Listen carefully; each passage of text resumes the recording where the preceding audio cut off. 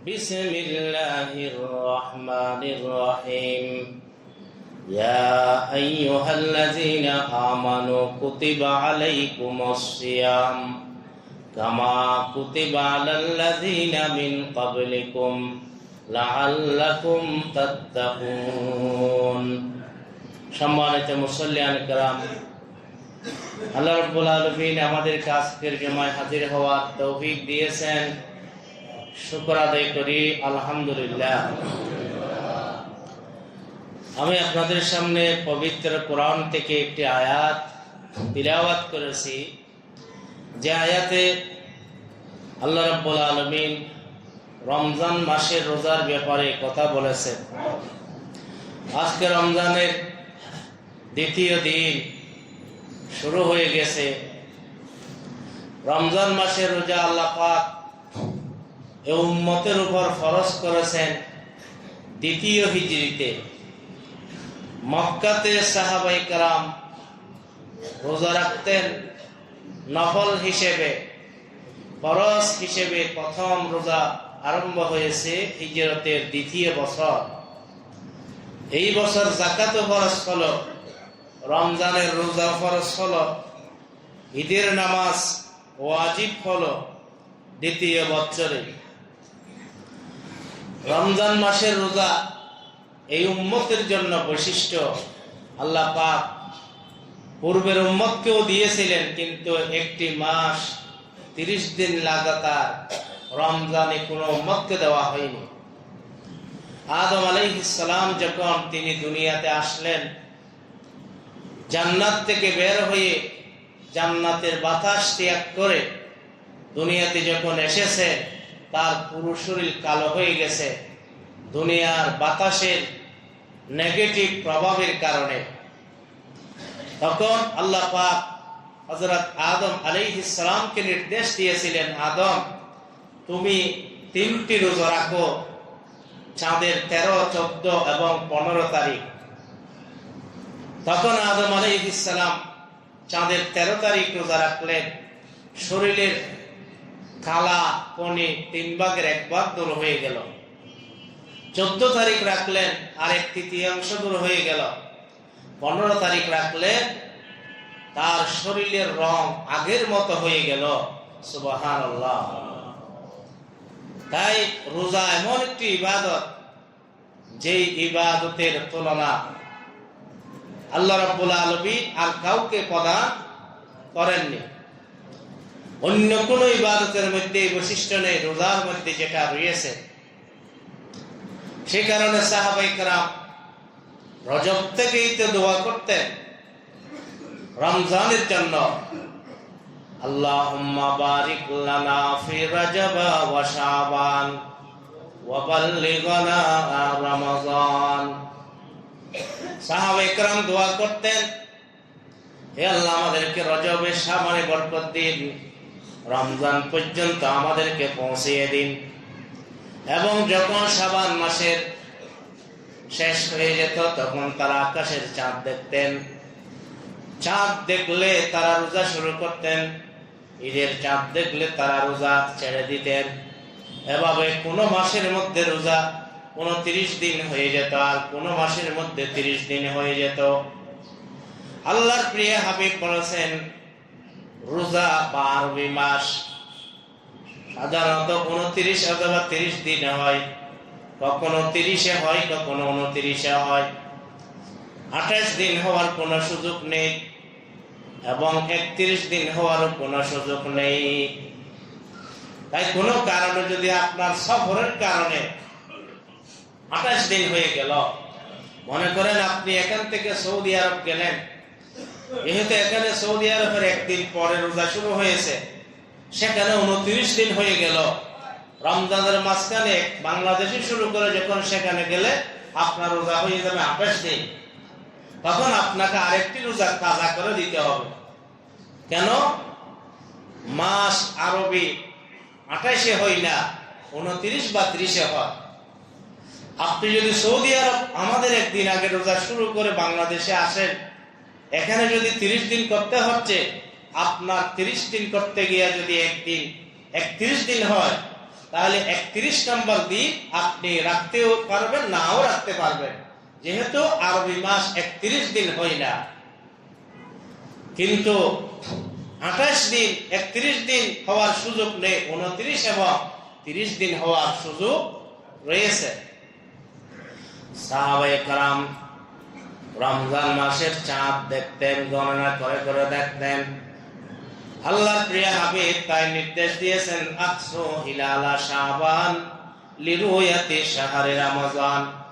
শাবান মাসের তোমরা চাঁদ গণনা করো রমজানের হিসাব ঠিক থাকার জন্য। ফাইজা রাআইতুমুহু ফাসুমু, রমজানের চাঁদ দেখলে রোজা রাখা আরম্ভ করো। সুম্মা ইযা রাআইতুমুহু ফাআফতিরু, ঈদের চাঁদ দেখলে তোমরা রোজা ছেড়ে দাও। এভাবে সাহাবায়ে কেরাম রমজান মাসকে অত্যন্ত গুরুত্ব দিতেন এবং তারা অন্য মাসের চেয়ে রমজানের মধ্যে কাজ জিম্মাদারি কম নিতেন, কারণ এই মাসের মধ্যে যেন তারা দিনের বেলায় রোজা রাখতে পারে, রাতের বেলায় তারাবি পড়তে পারে, আর রাত দিনের মধ্যে কোরআন তিলাওয়াত করতে পারে।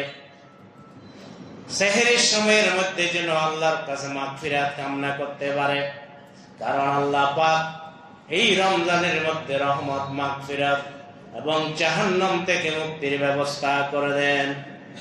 আল্লাহর প্রিয় হাবিব বলেন, রমজান আউয়ালুহু রাহমা ওয়া আখিরুহু মাগফিরা, আওসাতুহু মাগফিরা ওয়া আখিরুহু ইতকুম মিনান নার।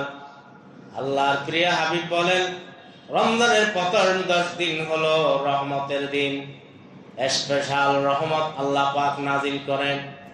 রমজানের মাঝখানের 10 দিন আল্লাহ পাক মাগফিরাত নাজিল করেন। রমজানের শেষের 10 দিন আল্লাহ পাক অসংখ্য মানুষদেরকে জাহান্নাম থেকে মুক্তি প্রদান করেন।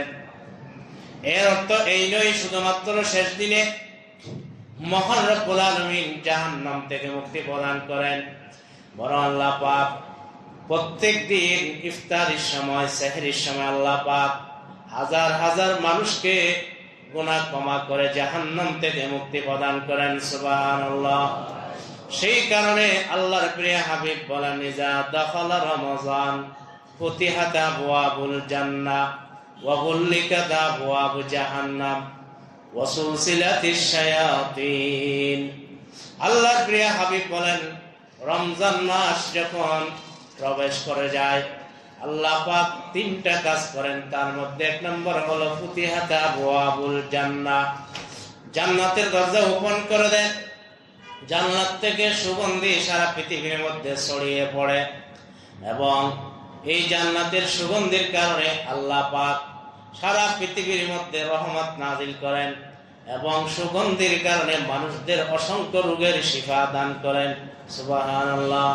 দুর্গন্ধ মানুষের রোগের কারণ, বাসি খাবার, বাসি দুর্গন্ধ মানুষের রোগের কারণ, আর সুগন্ধি মানুষের সুস্বাস্থ্যের কারণ। যত সুগন্ধি গ্রহণ করবেন তত রোগ ভালো হয়ে যাবে, যত দুর্গন্ধ গ্রহণ করবেন তত রোগ সৃষ্টি হয়ে যাবে। এই কারণে আল্লাহর নবী বলেন, ফুতিহাত আবওয়াবুল জান্নাহ, জান্নাতের দরজা খুলে দেওয়া হবে, জাহান্নামের দরজা বন্ধ করা হবে এবং শয়তানকে বন্দী করে রাখা হবে, যাতে রমজান মাসে কোন একজন মানুষ গোমরা হয়ে না যায়, আল্লাহ পাকের কাছে যেন মাগফিরাত কামনা করে নিজেকে জাহান্নাম থেকে মুক্তি প্রদান করতে পারে। সেই কারণে আল্লাহর প্রিয় হাবিব বলেন, ওই সমস্ত ব্যক্তির উপর লানত যেই ব্যক্তির রমজান পেয়ে নিজের গুনাহ ক্ষমা করাইতে পারেনি। আল্লাহর নবী জুমার দিনে খুতবা দিচ্ছেন, প্রথম তাকের মধ্যে প্রথম স্তরে তিনি আমিন বললেন, দ্বিতীয় স্তরে আমিন বললেন, তৃতীয় স্তরে আমিন বললেন। সাহাবায়ে কেরাম জিজ্ঞেস করলেন নামাজের পর, হে আল্লাহর রাসূল, কি হলো 3 বার কেন আমিন বলেছেন? তখন আল্লাহর নবী বলেছেন, হে আমার সাহাবায়ে কেরাম, মিম্বরের প্রথম স্তরে যখন আমি উঠলাম, আমাকে জিবরিল বললেন, যারা আপনার নাম মোবারক শুনে দুরূদ পাঠ করবে না তাদের উপর আল্লাহর লানত। তখন আমি সমর্থন দিয়ে আমিন বললাম। দ্বিতীয় স্তরে ওঠার পরে আল্লাহর নবী বললেন, আমাকে জিবরিল বলল, যারা রমজানের মতো মাস পেয়ে, রহমতের মাস পেয়ে, মাগফিরাতের মাস পেয়ে, জাহান্নাম থেকে মুক্তির মাস পেয়ে নিজের গুনাহ ক্ষমা করাইতে পারেনি, তাদের উপর আল্লাহর লানত। তখন আমি সমর্থন দিয়ে আমিন বললাম। তারপর তৃতীয়বারের মধ্যে বললেন, যারা নিজে বালেগ হওয়ার পর নিজের মা বাবাকে পেয়েছে, তাদের সেবা করে, শারীরিক সেবা এবং আর্থিক সেবার মাধ্যমে, তাদের সেবার মাধ্যমে জান্নাত অর্জন করতে পারেনি, তাদের উপর আল্লাহর লানত। তখন আমি আমিন বললাম। নবী আলাইহিস সালাম বললেন, এই আমিনের মাধ্যমে আল্লাহ পাক আমার এবং জিবরিলের দোয়া কবুল করে নিয়েছেন। সুবহানাল্লাহ, লা ইলাহা ইল্লাল্লাহ, লা ইলাহা ইল্লাল্লাহ, মুহাম্মাদুর রাসূলুল্লাহ সাল্লাল্লাহু আলাইহি ওয়াসাল্লাম। এই কারণে আল্লাহর প্রিয় হাবিব বললেন, রমজান মাস আসলে তোমরা আল্লাহর কাছে মাগফিরাত কামনা করো, কারণ আল্লাহ রাব্বুল আলামিন এই রমজান মাসের প্রতিটা মুহূর্তের মধ্যে মানুষের গুনাহ ক্ষমা করে দেন। আল্লাহ পাকের রহমত ইফতারের সময়, সেহরির সময়, সারা রাতে তারাবির নামাজের সময় নিচের আসমানের মধ্যে এসে ডাক দিয়ে বলে, ইয়া বাগিয়াল খাইর আকবিল, হে কল্যাণ আমলকারী, তুমি সামনে অগ্রসর হতে থাকো। হে খারাপ কাজের মধ্যে যারা লিপ্ত, তুমি ক্ষমা চাও, আল্লাহ পাক তোমাকে ক্ষমা করে দেওয়ার জন্য প্রস্তুত রয়েছে। এই কারণে ইসলামের ভিত্তি হলো 5টি। সেখানে 4th নম্বরের মধ্যে রয়েছে মাহে রমজান, অর্থাৎ রমজান মাসে রোজা রাখা। আল্লাহর নবী বলেন, বুনিয়াল ইসলাম আলা খামসিন, শাহাদাতি আল্লা ইলাহা ইল্লাল্লাহ ওয়া আন্না মুহাম্মাদার রাসূলুল্লাহ ওয়া ইকামিস সালাহ ওয়া ইতাইজ যাকাত ওয়াল হজ্জি ওয়া সাওমি রমাযান। নবী আলাইহিস সালাম বলেন, ইসলামের প্রথম ভিত্তি হলো কলিমায়ে তাওহীদ, আল্লাহ এবং রাসূলকে স্বীকৃতি দেওয়া। দ্বিতীয় হলো নামাজ, তৃতীয় হলো যাকাত, চতুর্থ হলো হজ, পঞ্চম হলো রমজান মাসের রোজা। কিছু হাদিসে আরো 3টিকে বৃদ্ধি করা হয়েছে। একটা হলো আল্লাহর রাস্তায় জিহাদ করা, এবং 7ম নম্বর হলো সৎ কাজের আদেশ দেওয়া, 8ম নম্বর হলো অসৎ কাজ থেকে নিষেধ করা। এগুলো ইসলামের মৌলিক কাজ। সেই কারণে সৎ কাজের আদেশ, অসৎ কাজ যদি নিষেধ করতে না পারেন, না দেন, তাহলে পুরা পৃথিবীর মধ্যে নাস্তিক ভরে যাবে, বদ্ধিন ভরে যাবে, বেঈমানরা ভরে যাবে, এবং তখন মানুষের দোয়া আল্লাহ পাক আর কবুল করবে না। এই কারণে আল্লাহ নবী বলেন, সৎ কাজের আদেশ, অসৎ কাজ থেকে নিষেধ তোমরা বর্জন করো না, কারণ সেই কাজ দুনিয়ার মধ্যে চলার কারণে আল্লাহ পাক তোমাদের দোয়া কবুল করেন। সেই কাজ যদি কোনো সমাজে বন্ধ থাকে, ওই সমাজের মানুষের দোয়া আল্লাহ পাক কবুল করবে না। তাই রমজান মাসের রোজাকে আল্লাহ নবী গুরুত্ব দিয়ে ইসলামের মূল স্তম্ভের মধ্যে অন্তর্ভুক্ত করেছেন। আল্লাহর প্রিয় হাবিব বলেন, তাই সে কারণে তোমরা রোজা রাখো। এই রোজা আল্লাহ পাক প্রত্যেকটা মানুষদেরকে ফরজ করে দিয়েছেন যদি বালেগ হয়। তাই আল্লাহ পাক বলেছেন, ইয়া আইয়ুহাল্লাযীনা আমানু কুতিবা আলাইকুমুস সিয়াম কামা কুতিবা আলাল্লাযীনা মিন ক্বাবলিকুম লাআল্লাকুম তাত্তাকুন। রমজানের রোজা, সিয়াম সাধনা, এটা এত বেশি গুরুত্ব, যার কারণে প্রতিটি উম্মতকে এই রোজা প্রদান করা হয়েছে। হ্যাঁ, এক একজনের রোজার বৈশিষ্ট্য এক এক ধরনের ছিল। ইসলামের মধ্যে রোজার প্রথম বৈশিষ্ট্য ছিল যে কেউ চাইলে, যে সাধারণত মাগরিবের পর ঘুম যাওয়ার পর থেকে রোজা শুরু হয়ে যেত। যে মাগরিবের পর যদি কেউ এসে ঘুমায় যায়, এরপরে সেহরির সময় আর খাওয়ার কোনো সুযোগ থাকতো না, রোজা শুরু হয়ে যেত।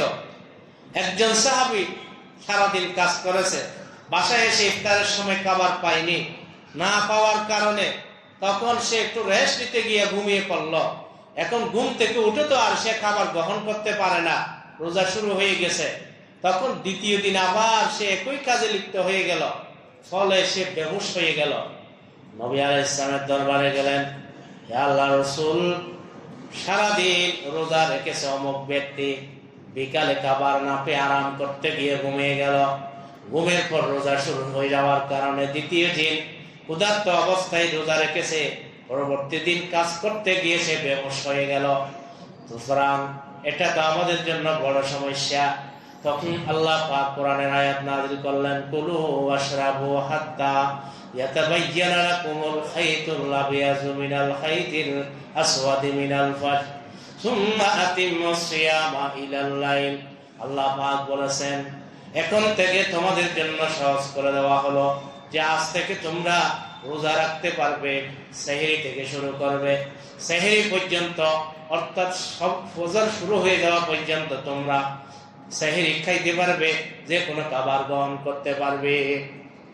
তখন থেকে রোজা পরিবর্তন হলো। এরপরও মানুষদেরকে একটা স্বাধীনতা দিয়েছিল যে চাইলে রোজা রাখবে, আর না চাইলে রোজার বদলে সবচেয়ে ফিতির পরিমাণ ফিদিয়া দিবে। কিন্তু পরবর্তীতে সেটাও স্থগিত করে দেওয়া হয়েছে এবং বলা হয়েছে যারা সামর্থ্যবান হবে অবশ্যই তাকে রোজা রাখতে হবে, আর যারা সামর্থ্যবান হবে না, স্থায়ী অক্ষ, তারাই ফিদিয়া দিতে পারবে। অনেক মানুষকে দেখা যায় রমজানে অসুস্থতার কারণে ফিদিয়া আদায় করে, কিন্তু পরবর্তীতে সে 1 মাস পরে সুস্থ হয়ে যায়, তখন তো রোজা রাখার ক্ষমতা এসে যায়। ওই ধরনের মানুষ রোজার মধ্যে ফিদিয়া দিলে আদায় হবে না, বরং সে মৃত্যু পর্যন্ত রোজা রাখার ক্ষমতা নাই। এত বেশি বয়স হয়ে গেছে যে সে যদি দিনের বেলায় খাবার না খায় বেহুশ হয়ে যাবে, তাহলে সে রোজার বদলে ফিদিয়া আদায় করবে। তখন সে সদকায়ে ফিতির পরিমাণ, অর্থাৎ 2 কেজি আটার দাম সে কি করতে পারবে, ফিদিয়া আদায় করতে পারবে। কিন্তু সাময়িক অসুস্থতার কারণে যদি রমজানের রোজা না রাখতে পারে, তাহলে সে পরবর্তী যে কোনো সময় সেটা কাজা করবে।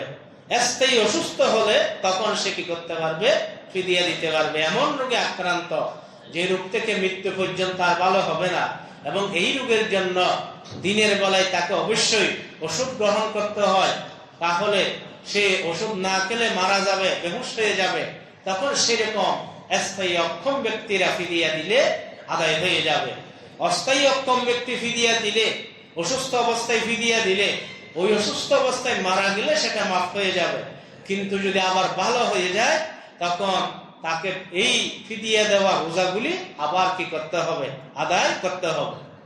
এই কারণে আল্লাহ পাক বলে দিয়েছেন যে তোমরা রোজা রাখো যারা তোমাদের মধ্যে সামর্থ্য আছে। ওয়ালাল্লাযীনা ইউতিকুনা ফিদিয়াতুন তাআমু মিসকিন। আল্লাহ পাক বলেন যারা সামর্থ্য রাখে না তারাই ফিদিয়া দিতে পারবে, আর যারা সামর্থ্য আছে তাদের ফিদিয়া দেওয়ার কোনো সুযোগ নাই। আল্লাহর প্রিয় হাবিব বলেন, নবী আলাইহিস সালাম বলেন, মানুষের জন্য আল্লাহ পাক রোজাকে সহজ করেছেন। অসুস্থ হলে সাময়িক না রাখতে পারবে। মহিলা বাচ্চাকে দুধ পান করানোর জন্য যদি রোজা রাখলে বাচ্চা দুধ পায় না, খাবার না খেলে দুধ পায় না, তখন ওই মহিলা রোজা ছেড়ে দিতে পারবে, পরবর্তী সময়ে কাজা করবে। মাসিকের সময়ের মধ্যে মহিলারা রোজা ছেড়ে দিবে, পরবর্তী সময়ের মধ্যে কাজা করে দিবে। মহিলাদের মাসিকের কারণে নামাজ কাজা হলে সেটা পড়তে হয় না, কিন্তু রোজা যদি কাজা হয়ে যায় সেটা পরবর্তীতে আদায় করে দিতে হয়। কারণ নামাজ তো প্রতি মাসে আসে, আর রোজা তো প্রতি মাসে হয় না, পুরো বছরের মধ্যে একবার হয়। কোন একজন ব্যক্তি যদি মনে করেন বাসার মধ্যে রোজা শুরু করেছে, কিন্তু হঠাৎ এখন তাকে বাইরে সফরে যেতে হচ্ছে, যে ৭৭ কিলোমিটার দূরে এলাকা অতিক্রম করতে হচ্ছে, তখন সফর অবস্থায় কিন্তু রোজা সামর্থ্য থাকলে রাখবে, সামর্থ্য না থাকলে রোজা রাখবে না, পরবর্তী কাজা করে দিবে। কিন্তু মুকিম অবস্থায় শুরু করে যদি সফরে চলে যায়, তখনও যদি পিপাসা কঠোর না হয় যে সে রোজা রাখতে পারবে, শক্তি আসে, তাহলে সে রোজা নষ্ট করবে না। আর যদি দেখা যায় সে রোজা রাখছে কিন্তু এখন তাকে দূরে যেতে হচ্ছে এবং গরমের মধ্যে প্রচুর পিপাসা লাগতেছে, সফরের মধ্যে হাঁটাহাঁটির কারণে, চলাফেরার কারণে, তখন মাঝখানেও সে রোজা ভেঙে দিতে পারবে, কাফারা দিতে হবে না। পরবর্তী সময়ে সে একটা রোজা রেখে দিলে হয়ে যাবে। কিন্তু কোন উজরবিহীন যদি কেউ একটা রোজা মাঝখানে ধরার পর ভেঙে দেয়, তাহলে তাকে 60টি লাগাতার কাফারা আদায় করতে হয়। এমনি যদি কেউ না রাখে, একটা রাখলে হয়ে যাবে, পরবর্তী সময় গুনাহ হবে, কিন্তু একটা রাখলে হয়ে যাবে, কিন্তু ভেঙে দিলে গুনাহও হবে। রাখার পরে কিন্তু পরবর্তী 60টা কাজা সহ 61টি রোজা তাকে লাগাতার রাখতে হবে। কিন্তু উজরের কারণে ভেঙে দিলে কাফারা দিতে হবে না। যেমন কেউ মনে করেন সে রোজা রেখেছে, হঠাৎ তার সারাদিন হঠাৎ অসুস্থ হয়ে গেছে, এখন ওষুধ না খেলে মারা যাওয়ার সম্ভাবনা আছে, তাহলে সে ওষুধ গ্রহণ করে রোজা কি করে দিতে পারবে, ভেঙে দিতে পারবে। এরকম মনে করেন ডায়াবেটিস হয়েছে, এখন ডায়াবেটিস দেখা যাচ্ছে হঠাৎ তার ডায়াবেটিস নীল পর্যায়ে পৌঁছে গেছে, আরো 2-3 ঘন্টা বাকি আছে, এখন 2-3 ঘন্টা থাকলে সে স্ট্রোক করার মারা যাওয়ার সম্ভাবনা আছে, তাহলে সে যান বাঁচানোর জন্য মাঝখানে কি করে দিতে পারবে, রোজা ভেঙে দিতে পারবে। বা তার প্রচুর বমি হলো, পেট খালি হয়ে গেল এবং পিপাসা বেড়ে গেল, এখন দেখা যাচ্ছে রোজা শেষ করতে গেলে সে রোগাক্রান্ত অথবা মৃত্যুর প্রবল সম্ভাবনা আছে, তাহলে সে মাঝখানে কি করে দিতে পারবে, রোজা ভেঙে দিতে পারবে। পরবর্তী সময়ে শুধুমাত্র একটা রোজা যদি সে কাজা করে, তখন সে কি হয়ে যাবে, আদায় হয়ে যাবে। যেহেতু উজরের কারণে সে রোজাটা কি করে দিল, নষ্ট করে দিল। এই কারণে আল্লাহ পাক আমাদের জন্য সহজ করেছেন। এই রমজান মাস রহমতের মাস, মাগফিরাতের মাস। আল্লাহর নবী বলেছেন, আল জুমাতু ইলাল জুমাতি কাফারাতুন লিমা বাইনাহুমা। রমজান সাইয়্যিদুশ শুহুর ওয়া রমজান ইলা রমজান কাফারাতুন লিমা বাইনাহুমা।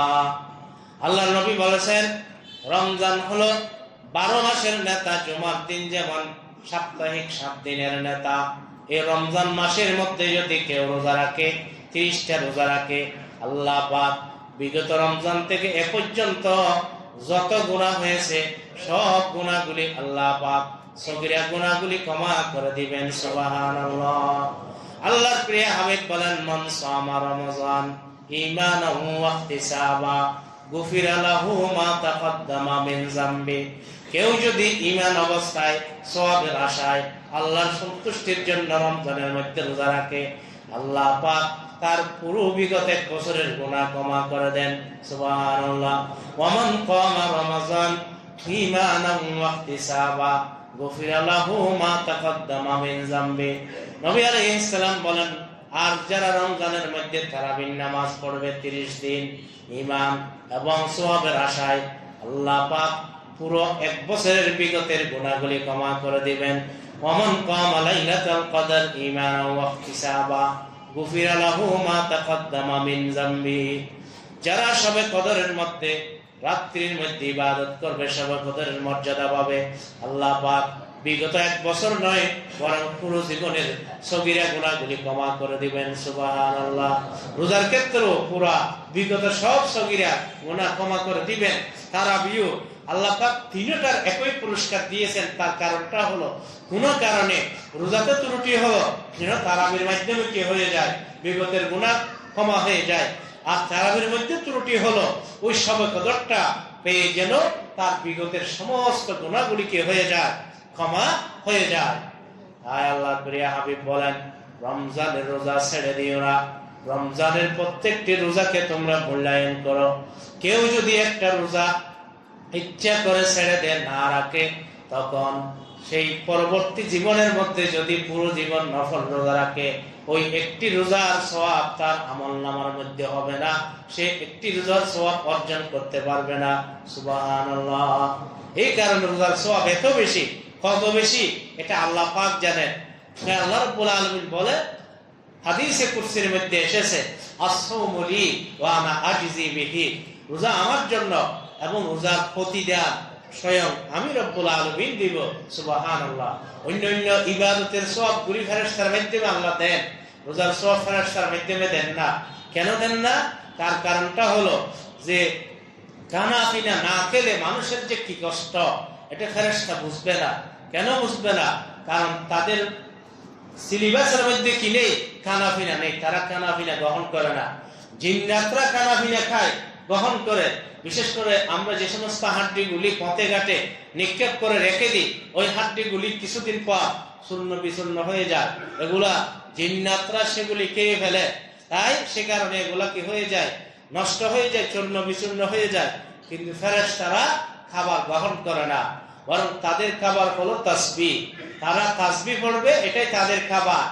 কোনো পানীয়, কোনো খাবার দ্রব্য তাদেরকে গ্রহণ করতে হয় না। তাই না খেলে কি কষ্ট সেটা তাদের বুঝে আসবে না। আপনি যদি কখনো গরিব না থাকেন, অভাবে না থাকেন, অভাবের কষ্ট আপনার বোধগম্য হবে না। তাই সেই কারণে আল্লাহ পাক বলেছেন রোজা আমার জন্য, এবং রোজার সওয়াব আমি রব্বুল আলামিন নিজের কুদরতের হাত দিয়ে দিব। সুবহানাল্লাহ। এবং কিয়ামতের দিন কিছু মানুষদেরকে আরশের পাশে সেখানে খাবারের ব্যবস্থা করবে। মানুষরা জিজ্ঞেস করবে এরা কারা? বলা হবে এরা হলো আস-সাইমুন, যারা দুনিয়ার মধ্যে রোজা রেখেছিল। কিন্তু এই রোজার সওয়াব পাওয়ার জন্য আল্লাহ পাক শর্ত দিয়েছেন, এই রোজার মধ্যে কোনো রিয়া থাকতে পারবে না। শুধুমাত্র আল্লাহ পাকের সন্তুষ্টি অর্জনের জন্য রোজা রাখতে হবে। আল্লাহর নবী বলেছেন, খাম্মিন সাইমিন লাইসা লাহু মিন সিয়ামিহি ইল্লা আয-যামাউ ওয়া কাম মিন কাইমিন লাইসা লাহু মিন কিয়ামিহি ইল্লা আস-সাহর। অনেক মানুষ রাত্রি ইবাদত করে, তাহাজ্জুদের নামাজ আদায় করে, তারাবির নামাজ আদায় করে, কিন্তু সেখানে কোনো সওয়াব পায় না। কেন পায় না? সে একমাত্র এই কাজগুলি করতেছে মানুষদেরকে দেখানোর জন্য, আল্লাহর সন্তুষ্টির জন্য নয়। এরকম অনেক মানুষ আছে যারা দিনের বেলার মধ্যে সারাদিন কোনো কিছু খাবার খায় নাই, কিন্তু না খাওয়ার পরও কিন্তু এমন এমন কাজের মধ্যে সে লিপ্ত হয়েছে। রোজা রেখে ঘুষ গ্রহণ করে, রোজা রেখে সুদ গ্রহণ করে, রোজা রেখে মানুষের গীবত করে, মানুষের উপর অন্যায় করে, পাপ আচারে লিপ্ত। তাই সে কারণে আল্লাহ পাক ওই রোজার সওয়াবগুলি বাতিল করে দেন। সুবহানাল্লাহ। সে কারণে শুধুমাত্র আমি কানা ফিনা সহবাস বর্জন করলাম, রোজার পূর্ণ সওয়াব পাওয়ার জন্য এটি যথেষ্ট নয়। এর পাশাপাশি আপনাকে পাপাচার বন্ধ করতে হবে, আপনার চোখকে হেফাজত করতে হবে, আপনার জিহ্বাকে হেফাজত করতে হবে, আপনার অঙ্গ প্রত্যঙ্গকে হেফাজত করতে হবে, আপনার অন্তরকে গুনাহ থেকে হেফাজত করতে হবে। খারাপ ধারণা, খারাপ কল্পনা যেন রোজা অবস্থায় না হয়। এরপর আর্থিকভাবে কোনো হারাম যেন আপনি উপার্জন না করেন, সেগুলা খেয়াল করতে হবে। আপনি মাফে যেন কম না দেন। আপনি যদি রোজা রাখছেন, মাফে মানুষদেরকে ঠকিয়েছেন, লেনদেনে ঠকিয়েছেন, তাহলে ওই ঠকানোর কারণে আপনার রোজার সওয়াবগুলি বাতিল হয়ে যাবে। এই কারণে আল্লাহর নবী বলেছেন, কাম মিন সাইমিন লাইসা লাহু মিন সিয়ামিহি ইল্লা আয-যামাউ। অসংখ্য রোজাদার আছে যারা দেখা যায় রোজা রেখেছে ঠিক, কিন্তু সওয়াব নাই আমলনামায়। কারণ সে সারা দিনের মধ্যে মানুষের গীবতে লিপ্ত, অপরাধের মধ্যে লিপ্ত, খারাপ কাজের মধ্যে লিপ্ত। আল্লাহর নবী বলেন, রমজান মাসের মধ্যে যদি শয়তানকে আল্লাহ পাক বন্দী করে রাখেন, তারপরও মানুষদের মধ্যে ওয়াসওয়াসা আসে নিজের আত্মার পক্ষ থেকে। নিজের আত্মা আপনাকে কুমন্ত্রণা দিতে পারে, মানব শয়তান আপনাকে কুমন্ত্রণা দিতে পারে। হয়তো আপনি জিন শয়তানের কুমন্ত্রণা থেকে নিরাপদ থাকলেন, কিন্তু আপনার আত্মা কলব যদি খারাপ হয়, ওই কলব আপনাকে খারাপ ধরনের ওয়াসওয়াসা অন্তরের মধ্যে দিবে। এবং আপনার খারাপ যদি বন্ধু থাকে, ওই খারাপ বন্ধু আপনাকে খারাপ ধরনের ওয়াসওয়াসা দিবে, গুনাহের ওয়াসওয়াসা দিবে, যার কারণে আপনি বিভিন্ন ধরনের গুনাহের মধ্যে কি হয়ে যাবেন, লিপ্ত হয়ে যাবেন। সেই কারণে আপনি সারাদিন রোজা রাখলেন, আপনি প্রয়োজনে ঘুমান, তারপরে গুনাহে লিপ্ত না হন। সারা রাত প্রয়োজনে ইবাদত করেন, সারাদিন ঘুমান, 5 ওয়াক্ত নামাজগুলি ঠিকভাবে পড়বেন আর সারাদিন ঘুমান, কোনো সমস্যা নেই। তারপরে নিজেকে কি করেন, গুনাহ থেকে বাঁচার ব্যবস্থা করেন। কারণ মানুষের যে কোনো ইবাদতের স্বাদ পাওয়ার জন্য প্রথম প্রধান শর্ত হলো গুনাহ বর্জন করা। আল্লাহর নবী বলেন, বুজুর্গানে দিন বলেন, নামাজের যদি স্বাদ পেতে চান, গুনাহ বর্জন করতে হবে। রোজার যদি স্বাদ পেতে চান, গুনাহ বর্জন করতে হবে। তিলাওয়াতে কোরআনের যদি স্বাদ পেতে চান, গুনাহ বর্জন করতে হবে। এরকম যে কোনো তাসবিহ তাহলিল দিয়ে যদি স্বাদ পেতে চান, তখন আপনাকে প্রথম শর্ত হলো গুনাহ বর্জন করতে হবে। গুনাহ যদি বর্জন করতে পারেন, তাহলে আপনি প্রতিটি তাসবিহের মধ্যে 7 পাবেন, 2 রাকাত নামাজ পড়লেও সেখানে 7 পাবেন, সামান্য দান করলেও সেখানে 7 পাবেন। কিন্তু গুনার মধ্যে যদি আপনি লিপ্ত থাকেন, মানসিক অশান্তিতে ডুববেন, মানসিক কষ্টের মধ্যে থাকবেন, ইবাদত করলেও সেখানে কোনো ধরনের 7 পাবেন না। ইবাদতে দাঁড়ালেও আপনার মন সারা পৃথিবী ঘুরবে, গুনাহের কাজের দিকে, দুনিয়ার কাজের সাথে লিপ্ত হয়ে যাবে। ইবাদতের 7 আল্লাহ পাক গুনাহের কারণে আপনার থেকে কেড়ে নেবেন। এই কারণে আল্লাহ পাক রমজান মাস আমাদেরকে দিয়েছেন গুনাহ থেকে পরিষ্কার করার জন্য। কোন একজন মানুষ যেমন শরীরের মধ্যে ময়লা হলে সাবান দিয়ে গুনাহ পরিষ্কার করে, ঠিক তেমনি রমজান মাস এটা হলো মানুষের জন্য উত্তম সাবান। এই সাবান দিয়ে যদি আপনি রোজার মাধ্যমে আপনার গুনাহ যদি পরিষ্কার করতে চান, তাহলে এই গুনাহ পরিষ্কার হয়ে যাবে। তাই আল্লাহর প্রিয় হাবিব বলেন, রমজান মাস আল্লাহর কাছে এত রহমত, এত প্রিয়।